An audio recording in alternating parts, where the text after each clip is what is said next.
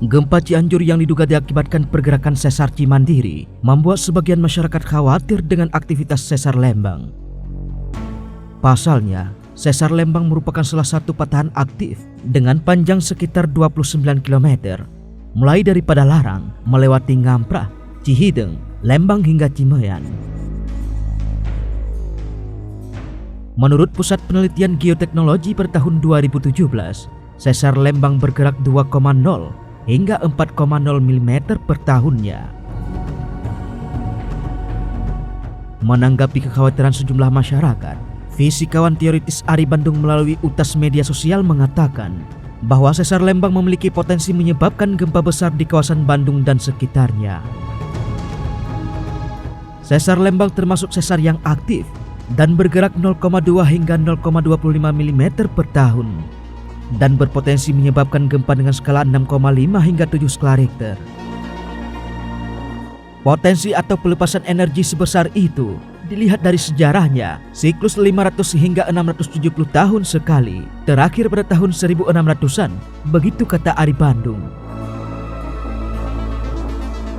Menurutnya, sesar Lembang pernah menyebabkan sejumlah gempa yang cukup besar beberapa tahun ke belakang. Selama aktif apa ada gempa? Ada pada tahun 2011 sebesar 3,3 skala Richter yang mengakibatkan hampir 400 bangunan rusak. Dan sampai sekarang sebenarnya terjadi gempa-gempa skala kecil akibat gerakan dan gesekan pergeserannya. Aktivitas gempa di jalur sesar Lembang dimonitor dengan lebih baik sejak tahun 2008, begitu ujar Ari Bandung menjelaskan. Dalam peristiwa gempa tersebut, Ari menjelaskan dampak yang diakibatkan getaran dari sesar Lembang ini. Gempa 3,3 skala Richter pada tanggal 28 Agustus 2011 lalu, itu pusat gempa dangkal, jadi akibatkan dampak signifikan, merusak 384 rumah warga di Kampung Muril, Desa Jambudipa, Kecamatan Cisarua, Bandung Barat, begitu kata Ari. Hal tersebut menjadi indikasi kuat bahwa potensi gempa akibat sesar Bandung sangat besar di masa depan. Gempa juga terjadi pada tanggal 14 dan 18 Mei 2017 dengan kekuatan 2,8 dan 2,9 skala Richter. Itu salah satu bukti sesar Lembang selama ini masih aktif.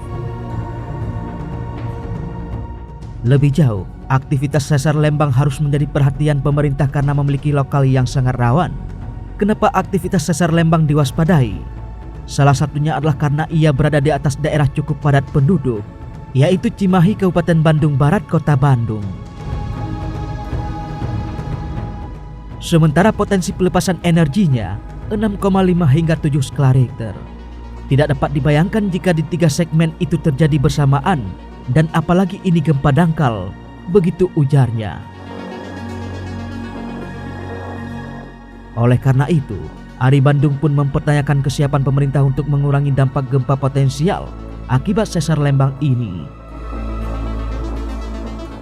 Sudahkah ada mitigasi langkah antisipasi yang komprehensif dari instansi terkait dari semua tingkatan tentang hal ini?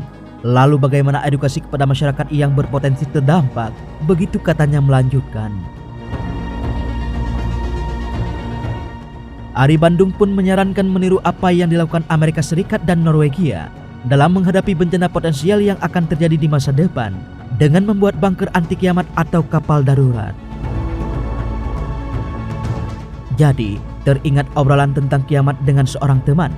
Bahkan untuk kejadian seperti ini kiamat yang katanya semua akan hancur, Amerika Serikat masih membuat Doomsday Ship yang akan membawa manusia ke ISS dan Doomsday Submarine.